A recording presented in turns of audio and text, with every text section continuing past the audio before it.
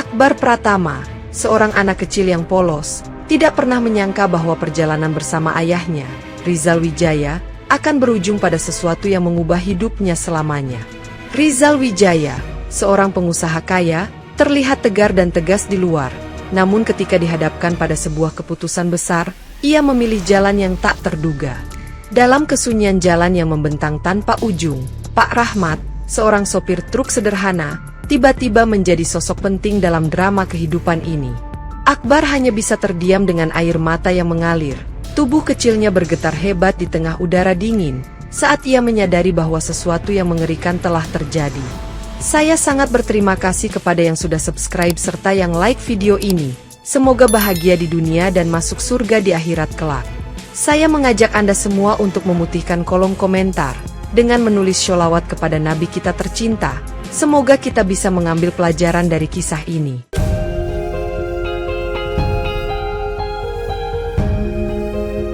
Suara deru mesin mobil memecah keheningan jalanan pedesaan yang lengang. Sementara Akbar Pratama, bocah 6 tahun, duduk di kursi penumpang depan dengan tas kecil biru yang ia peluk erat di pangkuannya.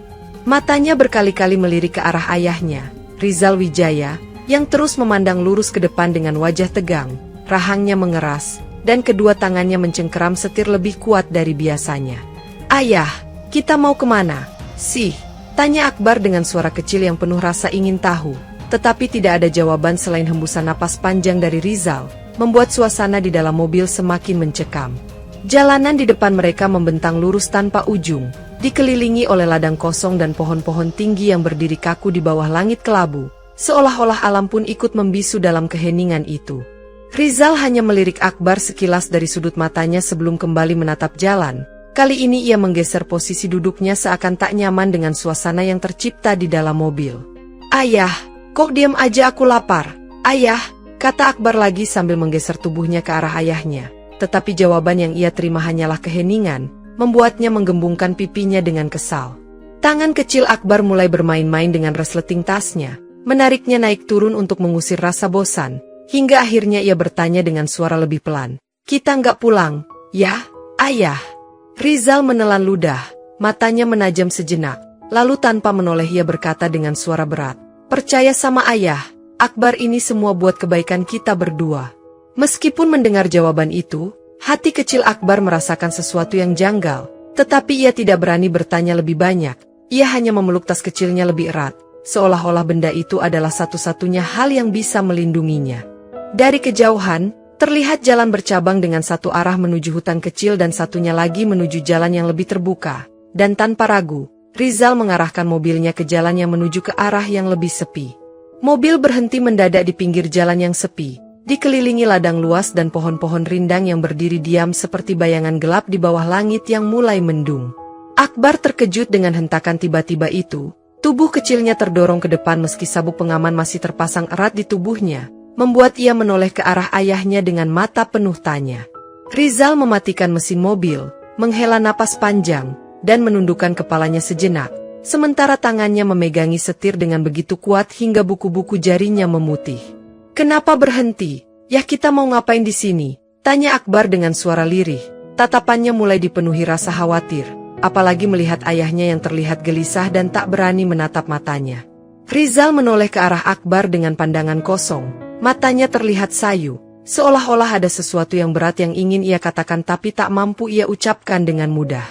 "Turun dari mobil, nak," ucap Rizal dengan nada yang berat dan penuh tekanan. Suaranya serak seperti seseorang yang tercekik emosi yang tak bisa ia keluarkan.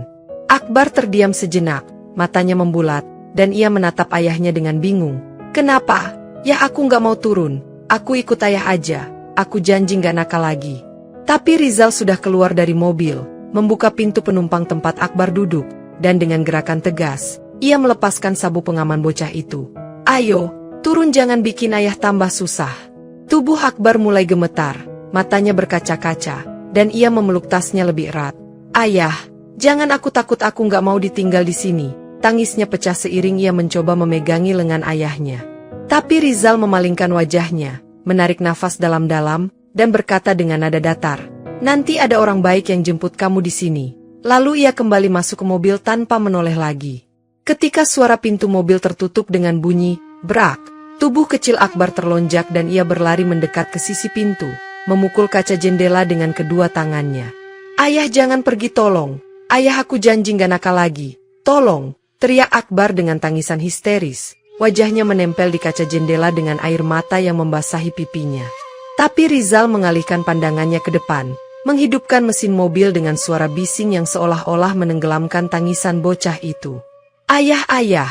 Suara Akbar semakin tinggi hingga terdengar seperti jeritan kesakitan. Tetapi Rizal tetap memalingkan wajahnya dan menginjak pedal gas perlahan. Akbar berlari mengikuti mobil itu. Tangannya yang kecil mencoba menggapai bagian belakang mobil, tetapi kakinya yang mungil tak mampu mengejar laju kendaraan itu. Tetesan air mata terus mengalir di pipi Akbar. Tubuhnya gemetar, dan ia jatuh terduduk di tengah jalan, memandangi lampu belakang mobil yang semakin mengecil di kejauhan. Ia menatap ke langit yang mendung, merasa dunia menjadi lebih gelap dan lebih dingin dari sebelumnya, seolah-olah matahari telah pergi meninggalkannya.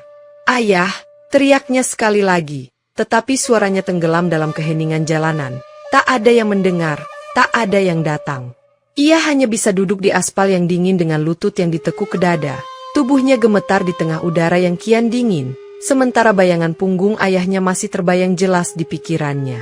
Hujan mulai turun, perlahan tapi pasti, membasahi rambut dan pakaiannya, dan Akbar hanya bisa memeluk tas kecilnya, menggigit bibirnya sambil terus berbisik, "Ayah, jangan tinggalkan aku, ayah!" Suara gemuruh mesin dari kejauhan mulai terdengar di tengah rintik hujan, membuat Akbar menoleh dengan sisa harapan di matanya. Sebuah truk besar melaju pelan dari arah jalan yang sepi, lampu sorotnya menembus kabut dan hujan tipis yang mengaburkan pandangan. Pak Rahmat, seorang sopir truk parubaya dengan wajah ramah dan jaket lusuh, menghentikan truknya tepat di depan Akbar yang duduk kedinginan di tepi jalan. "Ya ampun, Nak, ngapain kamu di sini sendirian? Siapa yang ninggalin kamu di sini?" kata Pak Rahmat sambil berjongkok di hadapan Akbar dengan sorot mata penuh keprihatinan. Akbar hanya menggeleng sambil menangis. "Ayah ninggalin aku di sini, Om," ucapnya dengan suara bergetar, membuat hati Pak Rahmat terasa teriris. Di tengah rintik hujan yang semakin deras, suara gemuruh mesin besar terdengar dari kejauhan, membuat Akbar yang duduk di tepi jalan menoleh dengan tatapan penuh harap ke arah datangnya suara itu. Sebuah truk besar dengan lampu sorot terang perlahan melaju dan berhenti tepat di depan Akbar. Air dari genangan jalan terciprat ke samping saat rodanya berputar perlahan. Dari truk itu, seorang pria parubaya bernama Pak Rahmat turun dengan langkah lebar, mengenakan jaket lusuh berwarna coklat dan topi kusut yang sedikit miring di kepalanya.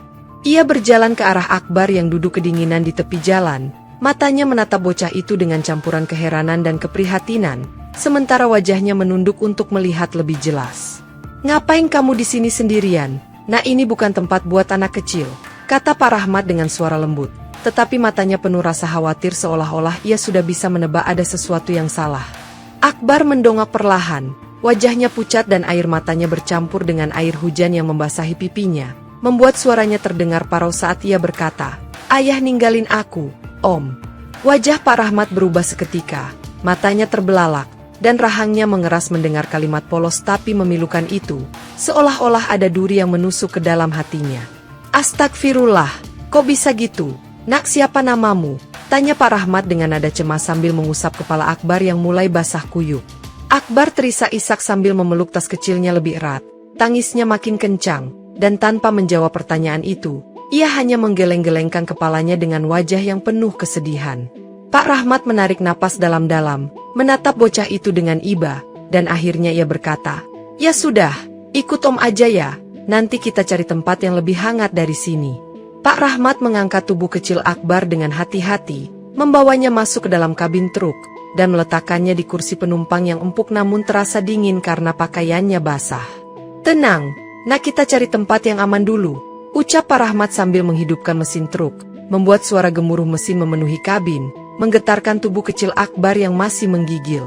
Dalam perjalanan, Pak Rahmat sesekali melirik ke arah Akbar yang duduk diam sambil memeluk tas kecil birunya, matanya kosong dan pipinya penuh bekas air mata yang belum kering. "Namamu siapa?" "Nak, aku Pak Rahmat, sopir truk pengantar sembako," katanya dengan nada hangat, berharap bisa membuat bocah itu merasa lebih nyaman dan aman. Butuh beberapa detik sebelum Akbar menjawab dengan suara lirih, "Akbar." Lalu ia kembali menunduk, tidak ingin berbicara lebih banyak. Nama yang bagus, Akbar, berarti kamu anak yang besar dan kuat. Ya, canda Pak Rahmat dengan senyum kecil. Meski di dalam hatinya ia merasa marah dan kecewa pada orang tua yang meninggalkan anak sekecil itu sendirian. Suara hujan yang menimpa kaca depan truk terdengar seperti ribuan jarum kecil yang mengetuk secara bersamaan, membuat suasana di dalam kabin terasa semakin hening dan dingin. Dalam perjalanan itu, Pak Rahmat mengingat bahwa ada panti asuhan harapan kita, tempat ia dulu pernah mengantarkan sembako, dan ia berpikir itulah tempat terbaik untuk membawa Akbar. Kita ke panti asuhan harapan kita. Ya, nak, di sana banyak anak-anak sepertimu, dan mereka akan menjagamu, kata Pak Rahmat dengan suara lembut, sambil mengemudikan truk dengan hati-hati di tengah hujan lebat. Meskipun Akbar tidak menjawab, ia hanya mengangguk pelan, dan matanya perlahan terpejam. Mungkin kelelahan setelah menangis sepanjang malam dan akhirnya merasa sedikit aman di dalam truk itu. Pak Rahmat memarkir truknya di halaman panti asuhan harapan kita. Sebuah bangunan sederhana dengan dinding bercat hijau pastel dan halaman penuh mainan yang berserakan di sisi kanan. Suara anak-anak yang bermain di halaman terdengar riuh, membuat suasana panti terasa ramai dan penuh kehidupan. Tapi bagi Akbar, tempat itu tampak asing dan menakutkan. Bu Siti, pengasuh panti, keluar dari pintu utama dengan senyum lebar di wajahnya, mengenakan daster biru muda dan sandal jepit, sambil melambaikan tangan ke arah Pak Rahmat. "Bawa siapa, Pak Rahmat?" tanya Bu Siti dengan nada ceria, tetapi senyumnya perlahan memudar saat melihat Akbar yang berdiri kaku di dekat pintu truk dengan wajah penuh kesedihan. "Anak ini aku temukan di pinggir jalan," Bu Siti katanya. "Dia ditinggalin sama ayahnya," ucap Pak Rahmat dengan suara pelan, sambil menggelengkan kepala penuh kecewa. Wajah Bu Siti sejenak terdiam, matanya memandang Akbar dengan tatapan penuh kasih sayang. Lalu ia berjongkok dan berkata, "Masuk, nak, enggak apa-apa, di sini kamu aman." Tangan hangat Bu Siti menggenggam tangan kecil Akbar, membawanya masuk ke dalam bangunan panti yang beraroma masakan dan suara anak-anak bercanda di ruang tengah. Mata Akbar melirik ke sekeliling ruangan, memperhatikan foto-foto besar anak-anak yang tersenyum di dinding, tetapi ia tetap tidak merasa nyaman. Ia duduk di kursi kecil di ruang tamu dengan tangan masih memeluk tas birunya. Tatapannya kosong dan kakinya bergoyang pelan, sementara Bu Siti bertanya, "Kamu lapar? Nak, ibu buatkan makannya." Akbar hanya mengangguk tanpa suara, matanya masih memandang ke pintu masuk seolah berharap ada seseorang yang datang untuk menjemputnya kembali. Malam itu, Akbar berbaring di kasur kecil dengan selimut tipis yang menutupi tubuhnya. Matanya tetap terbuka sambil menatap langit-langit putih yang kosong di atasnya.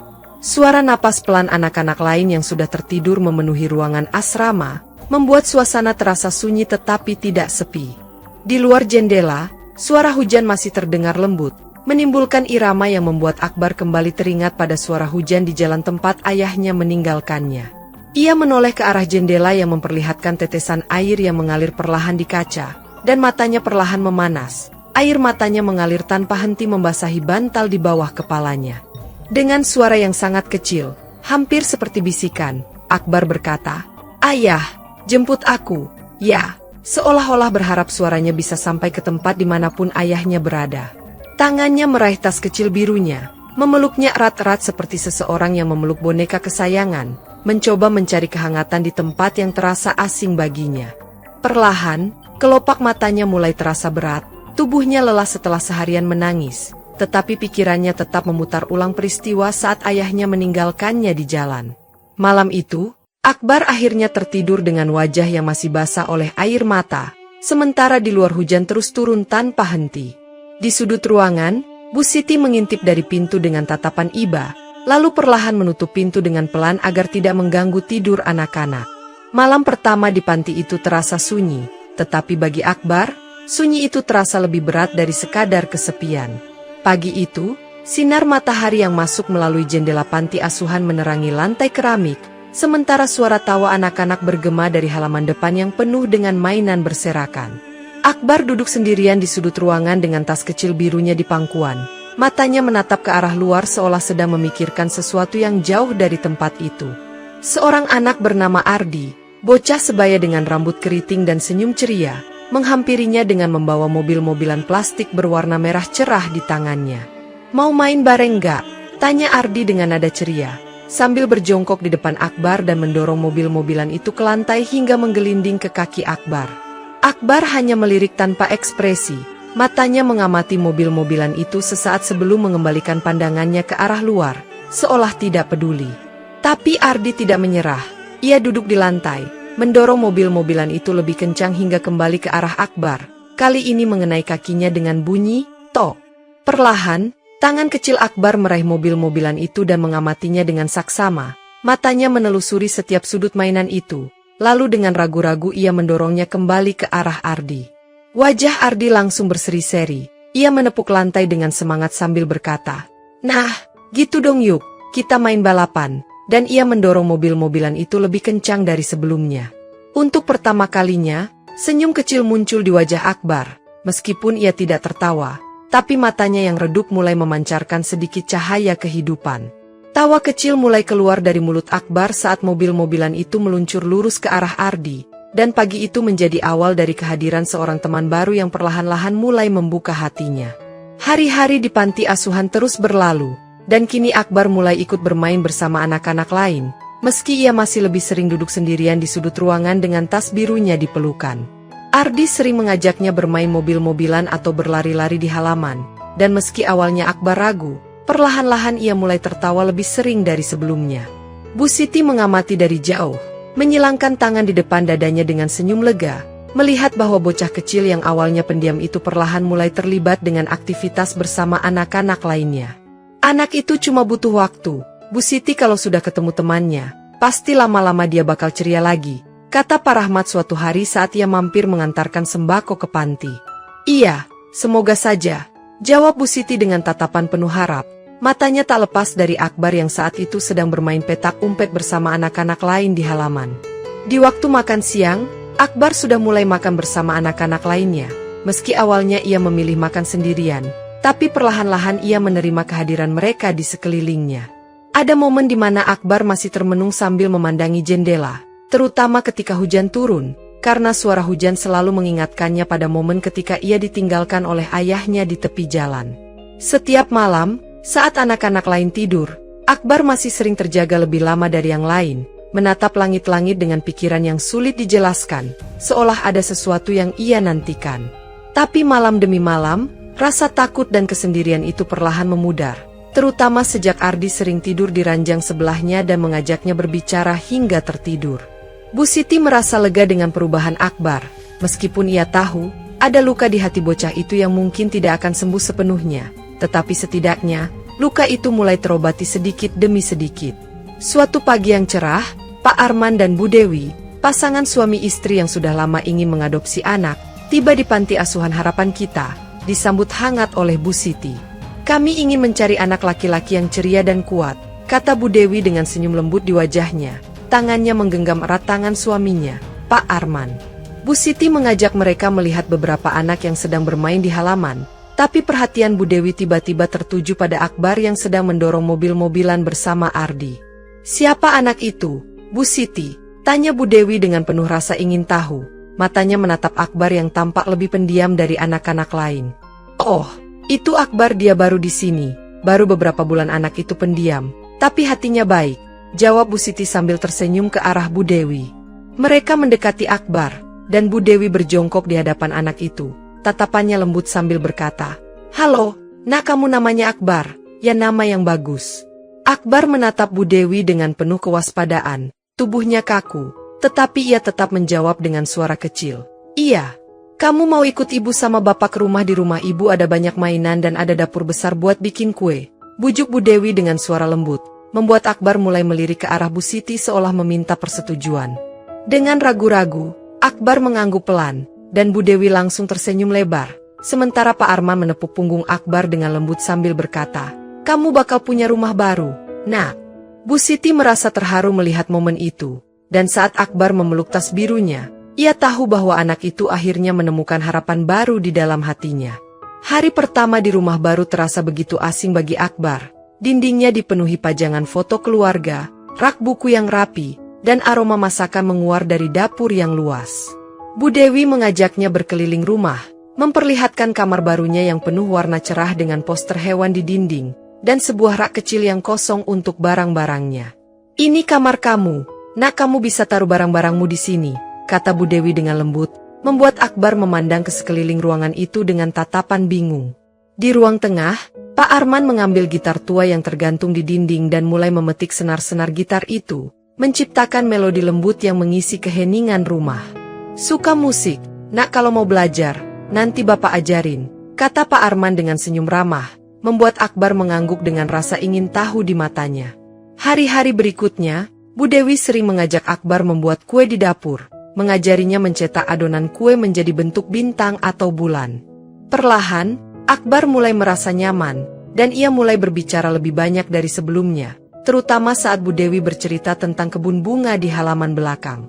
"Bu, nanti aku boleh siram bunganya juga?"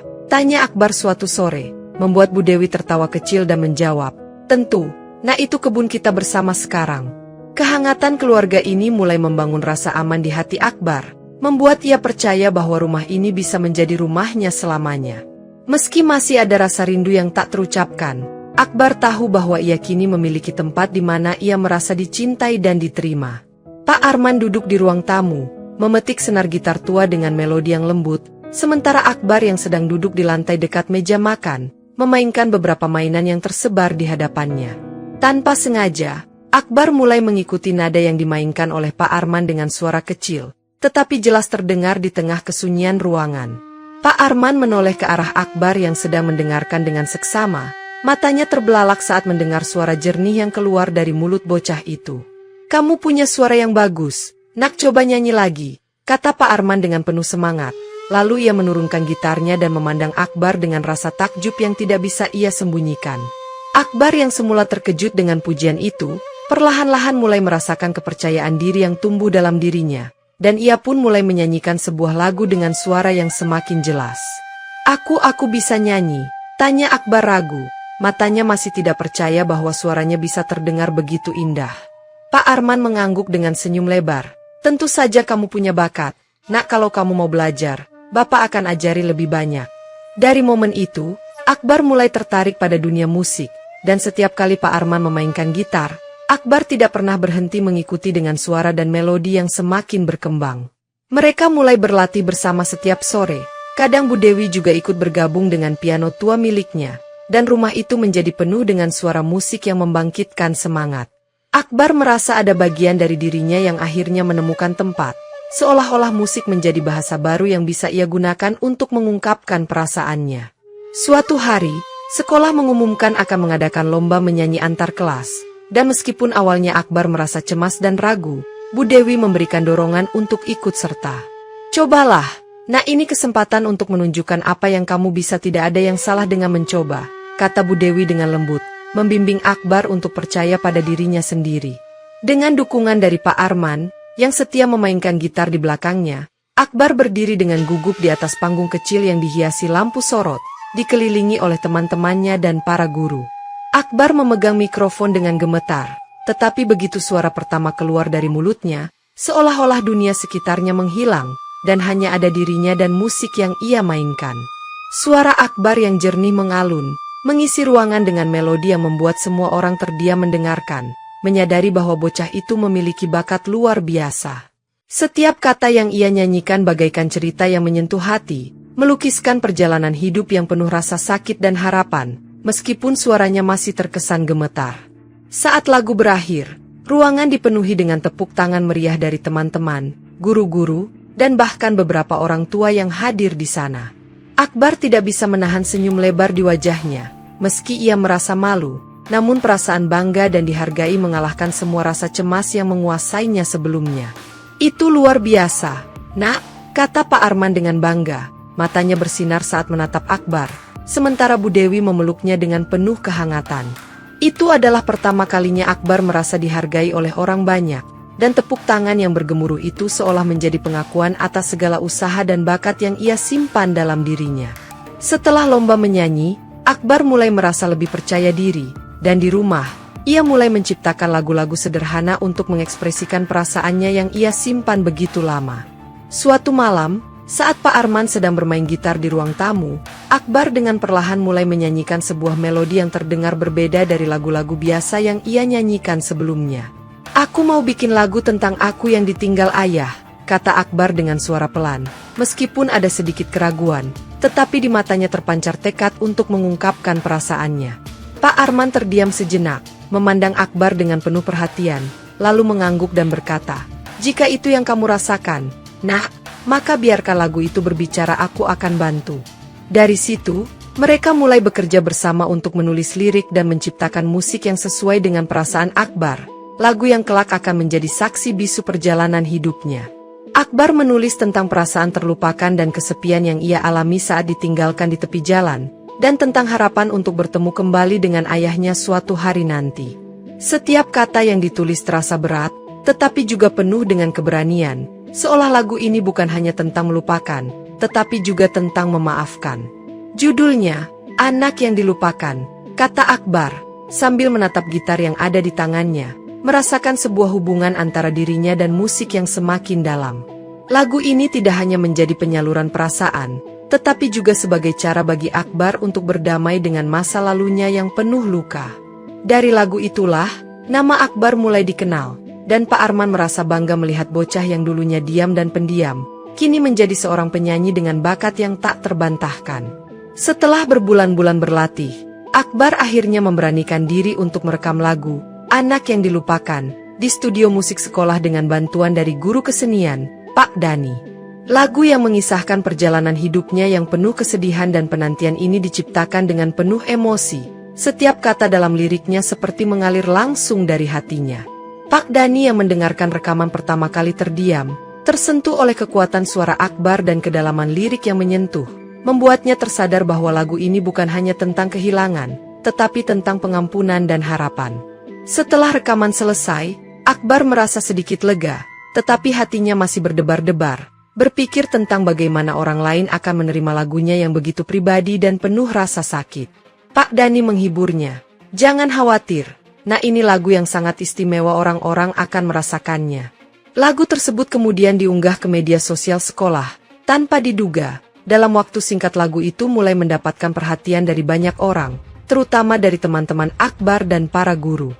Reaksi positif datang dari berbagai penjuru, dan tak lama kemudian, video rekaman Akbar menyebar ke berbagai platform media sosial, mendapatkan ribuan tayangan dan komentar yang mengagumi bakatnya.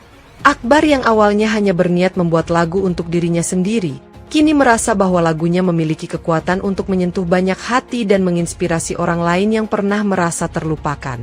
Lagu Anak yang Dilupakan menjadi viral, dan berbagai media mulai meliput kisahnya, mengundang Akbar untuk tampil di berbagai acara dan berbagi kisah hidupnya dengan orang lain.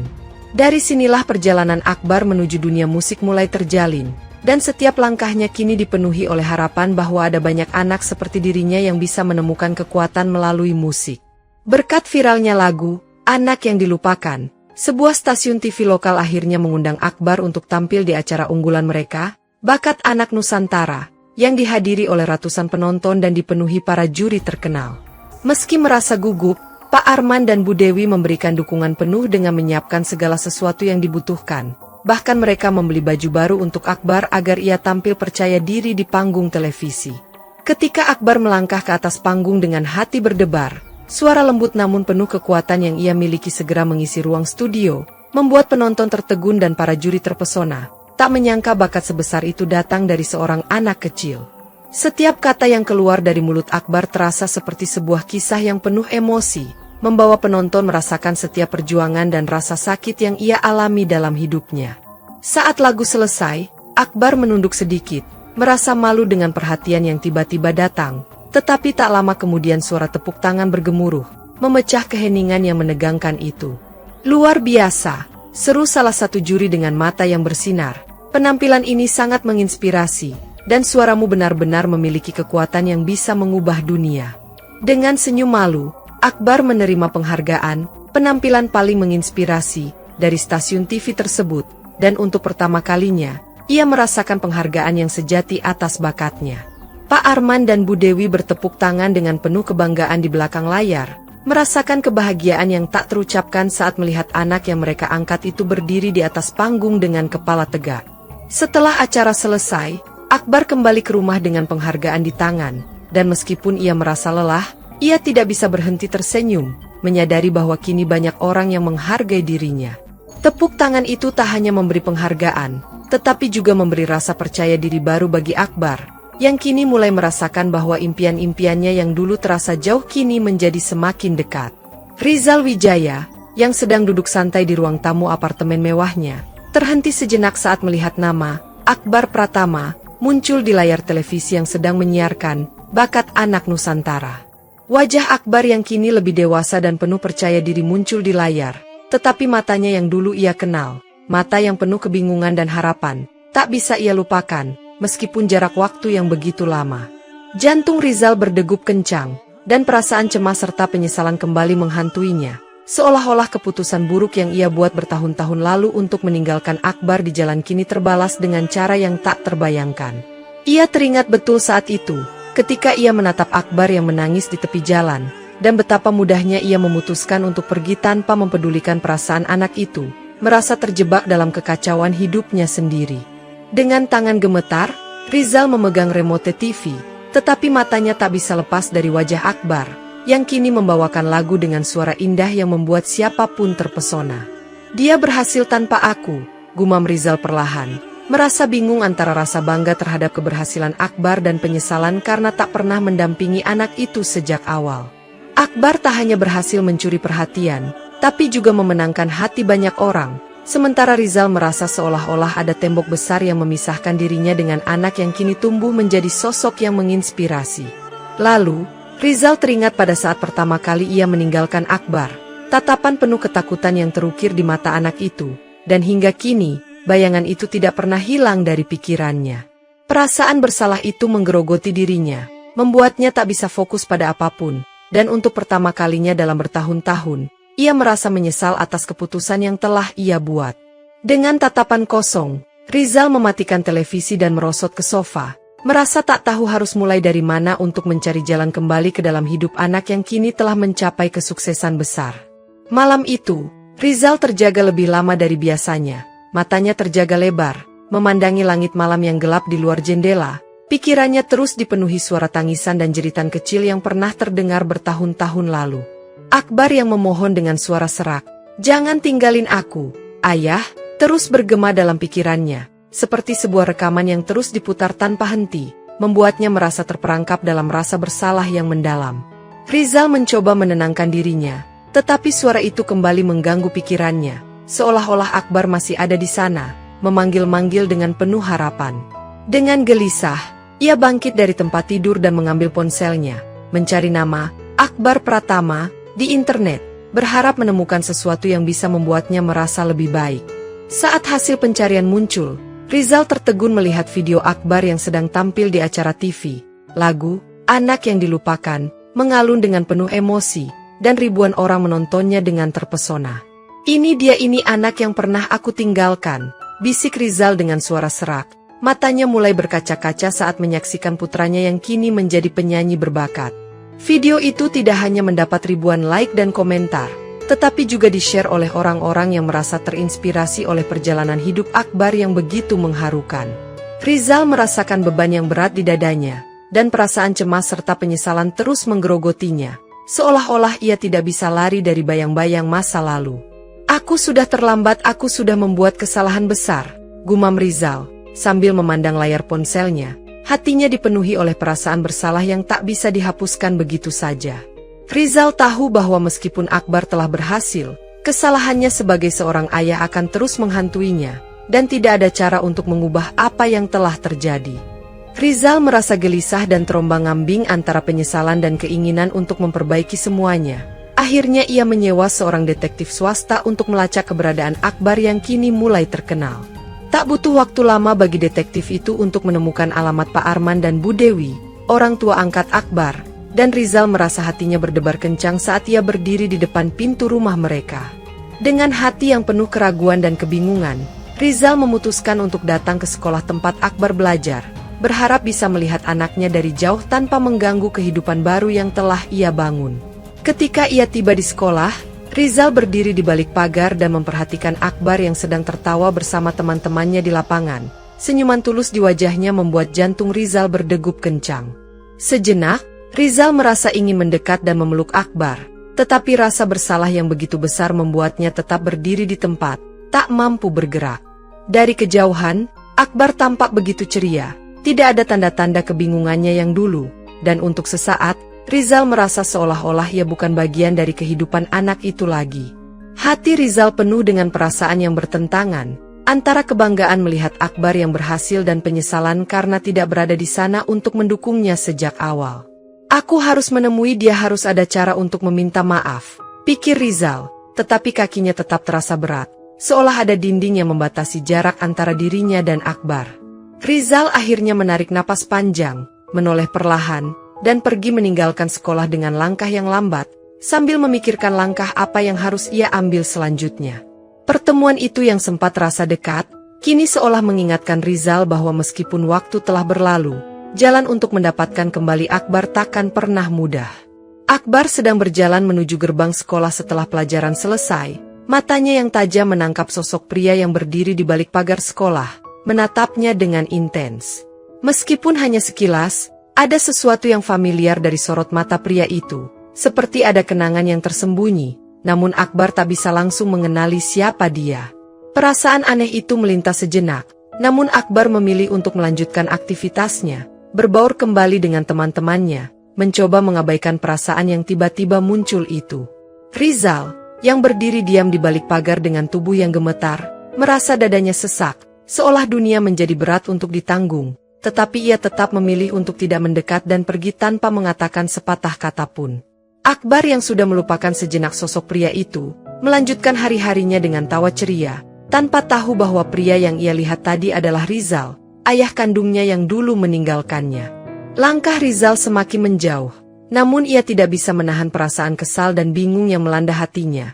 Ia merasa ada jarak yang tak bisa lagi dijembatani meskipun ia sudah berusaha. Akbar merasa ada sesuatu yang tertinggal dalam dirinya setelah pertemuan singkat itu, tetapi ia tidak bisa memahaminya lebih jauh, seolah-olah dunia sedang mempermainkannya. Saat langkah Rizal menghilang di tikungan jalan, ia menatap ke depan dengan perasaan campur aduk, mencoba mencari cara untuk kembali menghubungi anak yang telah lama hilang dari hidupnya. Namun, keputusan untuk menjauhi Akbar demi memberi ruang pada anak itu untuk hidup mandiri tetap menghantui Rizal, dan ia merasa terhimpit oleh rasa penyesalan yang mendalam.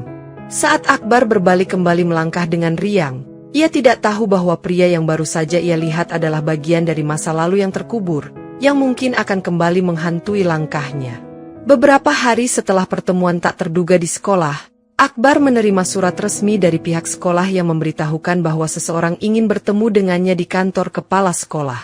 Dengan rasa penasaran yang membelit, Akbar datang ke kantor kepala sekolah, dan begitu ia memasuki ruangan, ia melihat seorang pria berdiri di sana mengenakan setelan jas sederhana, namun tatapannya langsung membuat tubuhnya bergetar. Ada sesuatu yang tidak asing dalam pandangan pria itu, dan meskipun Akbar mencoba mengalihkan perhatian, tubuhnya merasakan sensasi yang tak bisa ia jelaskan, seperti mengenali sesuatu yang terlalu pahit untuk diingat. "Akbar, ini aku, ayahmu," kata Rizal dengan suara bergetar. Matanya penuh penyesalan dan kerinduan yang tak terungkap, membuat Akbar terdiam sejenak dengan dada yang sesak. Setelah beberapa detik yang terasa begitu lama, Akbar akhirnya berkata dengan suara dingin, "Aku sudah punya ayah, sekarang namanya Pak Arman," sambil menatap Rizal dengan mata yang penuh ketegasan. Rizal merasakan setiap kata itu menusuk hatinya, seolah-olah ia baru saja disadarkan oleh kenyataan pahit bahwa ia sudah terlewat begitu jauh dari kehidupan anaknya. Akbar tidak memberikan kesempatan untuk berbicara lebih lanjut, dan ia segera meninggalkan ruangan itu dengan langkah cepat, menyisakan Rizal yang masih terpaku di tempat, tenggelam dalam perasaan yang tidak bisa ia gambarkan. Rizal tetap berdiri di sana, merasa kosong dan hancur, karena Akbar, anak yang dulu ia tinggalkan, telah tumbuh menjadi seseorang yang mandiri dan tidak lagi membutuhkan dirinya. Akbar berjalan keluar dengan perasaan campur aduk, merasa ada rasa sakit yang kembali muncul dari masa lalu, tetapi ia tidak ingin membiarkannya menguasai dirinya lebih lama lagi. Saat pintu ruangan tertutup dengan pelan, Akbar tahu bahwa ia harus melanjutkan hidupnya, meski pertemuan itu akan tetap meninggalkan luka yang sulit untuk sembuh. Setelah pertemuan yang mengejutkan itu, Akbar keluar dari kantor kepala sekolah dengan langkah cepat, matanya mengabur oleh air mata yang hampir ia tahan, tetapi ia tidak mau menunjukkan kelemahannya. Setibanya di rumah, Akbar terlihat lebih pendiam dari biasanya, tidak seperti biasanya yang selalu bercerita tentang aktivitas hariannya. ia hanya duduk di sudut ruang tamu, dengan pandangan kosong.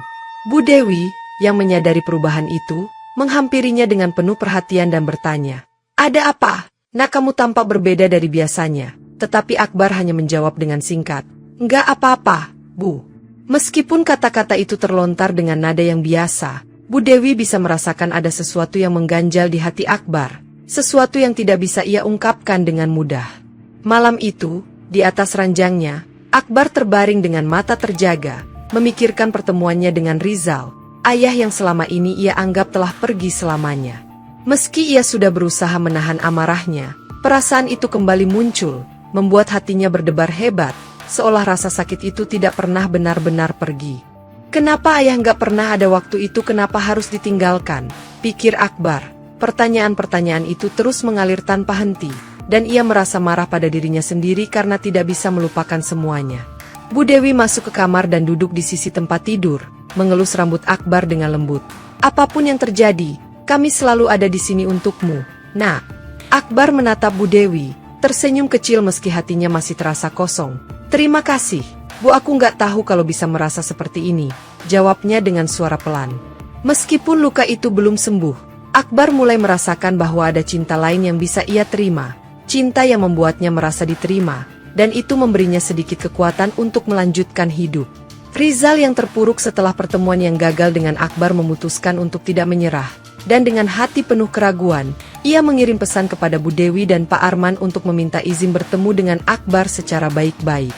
Setelah diskusi panjang dan beberapa pertimbangan, Pak Arman akhirnya setuju, tetapi dengan syarat bahwa Akbar sendiri yang akan memutuskan apakah ia ingin bertemu dengan Rizal atau tidak.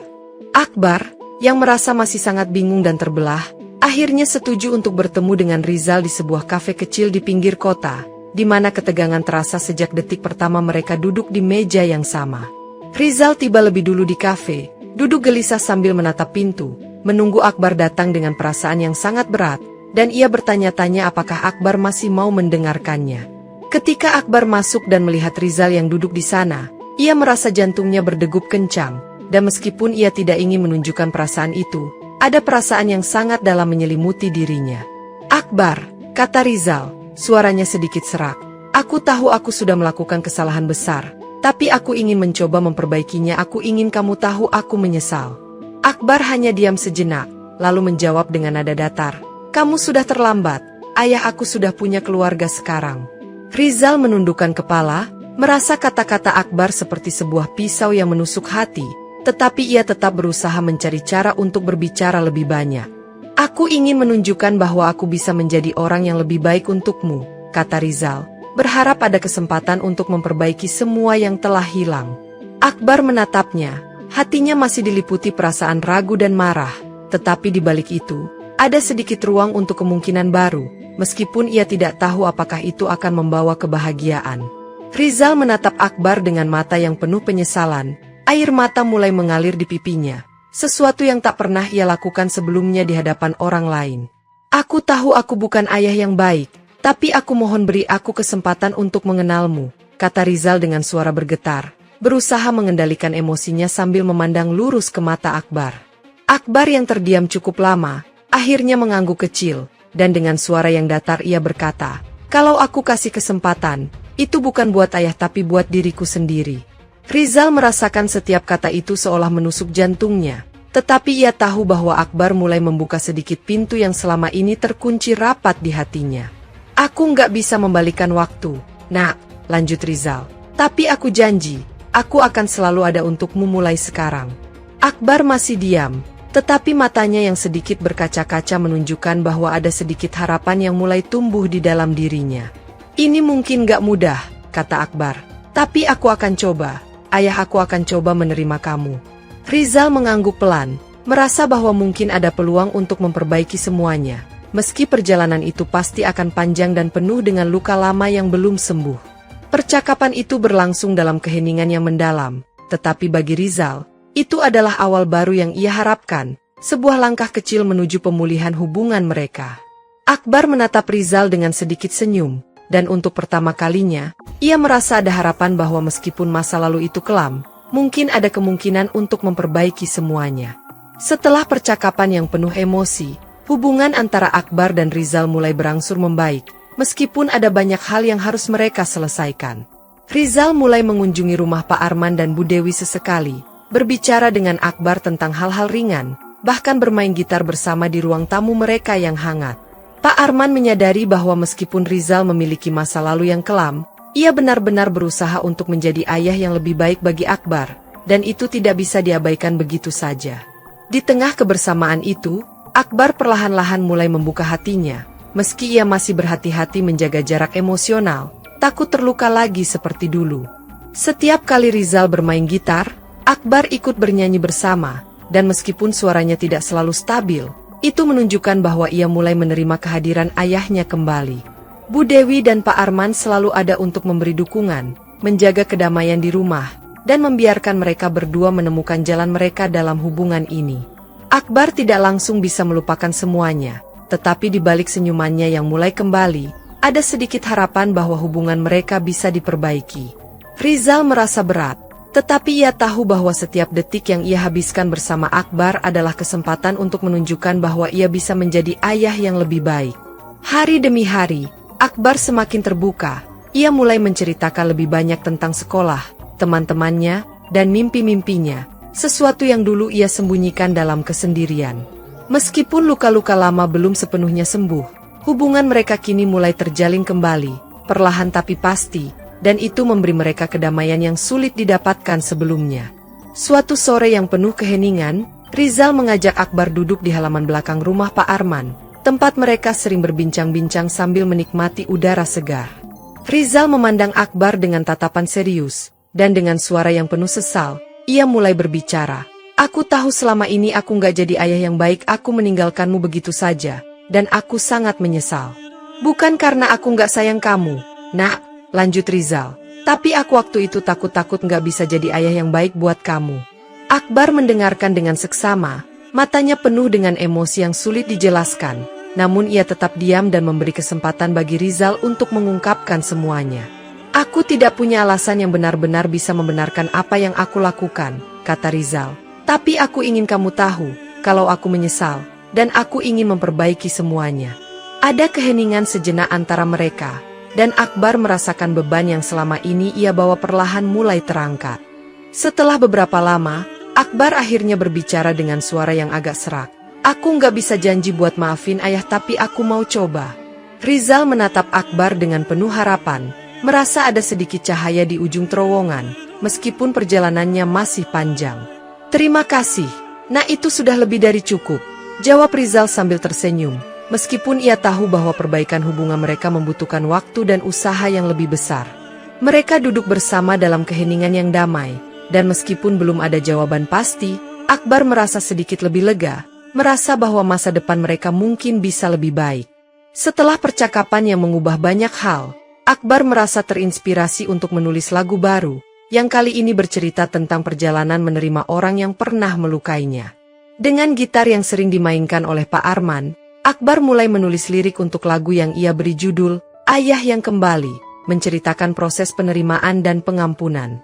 Lagu ini kembali viral setelah diposting di media sosial, bahkan sampai diputar di beberapa stasiun radio nasional, membuat Rizal terharu dan menangis saat mendengarnya untuk pertama kalinya. Saat mendengar lagu tersebut, Rizal merasa campur aduk. Ada kebanggaan karena Akbar berhasil mengatasi rasa sakitnya, namun juga rasa bersalah karena merasa tidak pantas mendapatkan pengampunan. Akbar sendiri merasa aneh mendengar lagunya dimainkan di radio, tetapi ia tahu bahwa lagu itu bukan hanya untuk dirinya, tetapi untuk banyak orang yang pernah merasakan kehilangan dan pengabaian. Lagu, Ayah yang Kembali, menjadi lebih dari sekadar karya musik. Itu menjadi simbol perjalanan batin Akbar dan Rizal dalam membangun kembali hubungan yang hancur. Rizal mendengarkan lagu itu berulang kali, merasa bahwa meskipun ia mungkin tidak layak untuk dimaafkan, lagu itu memberi secerca harapan bahwa hubungan mereka masih bisa diperbaiki. Dalam hatinya, Rizal merasa bersyukur, meskipun tidak ada jaminan bahwa semuanya akan kembali seperti semula, tetapi ia tahu bahwa usaha mereka berdua untuk memperbaiki masa lalu tidak sia-sia. Akbar merasa bahwa lagu itu adalah bentuk pengampunan dirinya sendiri, karena melalui musik, ia akhirnya bisa menerima kenyataan dan membiarkan ayahnya kembali dalam hidupnya. Rizal menyadari bahwa meskipun waktu tidak bisa diulang, Mereka masih memiliki kesempatan untuk membangun sesuatu yang lebih baik, dan itu adalah awal dari perjalanan baru bagi mereka berdua. Akbar berdiri di tengah panggung konser amal besar yang diadakan di Gedung Kesenian Kota, menjadi penampil utama yang telah ditunggu-tunggu oleh ratusan penonton yang hadir dengan antusias. Sebelum memulai lagu yang akan ia bawakan, Akbar menatap penonton dengan perasaan campur aduk, dan dengan suara yang bergetar ia berkata, "Lagu ini aku tulis dari perjalanan hidupku sendiri tentang rasa sakit, keikhlasan, dan harapan untuk menemukan keluarga yang hilang." Dari barisan depan, terlihat Rizal, Pak Arman, dan Bu Dewi duduk berdampingan. Semuanya menatap Akbar dengan mata yang penuh kebanggaan dan haru, tetapi wajah Rizal yang penuh penyesalan perlahan-lahan dipenuhi dengan air mata saat mendengarkan lirik lagu yang menceritakan tentang seorang ayah yang akhirnya kembali setelah bertahun-tahun meninggalkan anaknya. Akbar menarik napas dalam-dalam, merasakan setiap kata dalam lagu itu mengalir keluar dengan kekuatan dan emosi yang tulus, membuat semua penonton terdiam dalam keheningan, hanya terfokus pada suaranya yang penuh dengan rasa. Saat Akbar menyanyikan bagian terakhir lagu, tatapan Rizal semakin intens, dan tanpa ia sadari, air mata terus mengalir deras di pipinya, karena lirik lagu itu menyentuh bagian terdalam hatinya yang telah lama terkunci. Di barisan depan, Pak Arman menatap penuh bangga, sementara Bu Dewi menyeka air mata yang tak bisa ia tahan melihat anak angkat mereka tampil begitu mengesankan di atas panggung. Akbar menyelesaikan lagu dengan penuh perasaan, dan ruangan itu pun meledak dalam tepuk tangan yang meriah, dengan beberapa penonton berdiri memberikan penghargaan atas penampilannya yang luar biasa. Untuk pertama kalinya, Akbar merasakan bahwa suaranya bukan hanya sekadar melodi, tetapi sebuah pengakuan dan ekspresi dari perjalanan hidup yang penuh dengan rasa sakit dan penyembuhan. Tepuk tangan yang menggema di ruangan itu mengingatkan Akbar bahwa ia tidak hanya menyanyikan sebuah lagu, tetapi juga menyampaikan sebuah kisah tentang cinta dan pengampunan, yang dapat menyentuh hati banyak orang. Ketika lagu selesai, Akbar mengangkat kepalanya, memandang ke arah orang-orang yang telah mendukungnya, dan merasa bahwa ia telah menemukan bagian dirinya yang selama ini hilang. Setelah konser selesai, Akbar turun dari panggung dengan langkah yang sedikit gemetar. Namun begitu ia melihat Pak Arman dan Bu Dewi yang berdiri di tepi panggung, mereka langsung memeluknya erat dengan senyum bangga yang tidak bisa mereka sembunyikan. Namun, di antara kerumunan orang, Akbar melihat Rizal berdiri tak jauh darinya. Matanya penuh dengan harapan dan sedikit kecemasan, membuat Akbar terdiam sejenak, merasa ada sesuatu yang mengganggu hatinya. Dengan langkah ragu dan berat, Rizal mulai mendekati Akbar, menundukkan kepala sebagai tanda hormat dan berkata dengan suara parau yang penuh emosi, "Terima kasih sudah membiarkan aku melihatmu bersinar seperti ini, Nak." Akbar yang awalnya terdiam, merasakan perasaan yang sulit dijelaskan memenuhi dadanya. Lalu perlahan ia melangkah maju dan merentangkan tangannya ke arah Rizal, tanpa bisa menahan air mata yang mulai menggenang di matanya. "Aku belum janji bisa maafin ayah, tapi kita bisa mulai dari sini," kata Akbar dengan suara serak penuh emosi. Dan begitu ia memeluk Rizal erat-erat, sebuah beban yang bertahun-tahun dipendam mulai terasa sedikit terangkat. Rizal membalas pelukan itu dengan segenap hati, air matanya mengalir tanpa bisa ia tahan lagi, merasakan kasih sayang dan penyesalan yang kini mengalir begitu kuat di dalam dirinya. "Aku akan berusaha, Nak," jawab Rizal dengan suara pecah. "Aku tahu ini gak mudah, tapi aku akan berusaha menjadi ayah yang kamu butuhkan." Akbar mengangguk perlahan, merasakan bahwa mungkin, untuk pertama kalinya, ada kesempatan untuk memperbaiki hubungan yang selama ini hilang. Pak Arman dan Bu Dewi berdiri di samping mereka, melihat dengan penuh haru, merasa bahwa meskipun perjalanan ini panjang dan penuh tantangan, mereka semua telah berada di jalur yang benar. Pada malam itu, di bawah cahaya lampu konser yang mulai meredup, Akbar, Rizal, Pak Arman, dan Bu Dewi berdiri bersama, merasakan ikatan yang mulai terjalin kembali, memberi harapan bahwa masa depan mereka akan lebih baik dari yang pernah mereka bayangkan.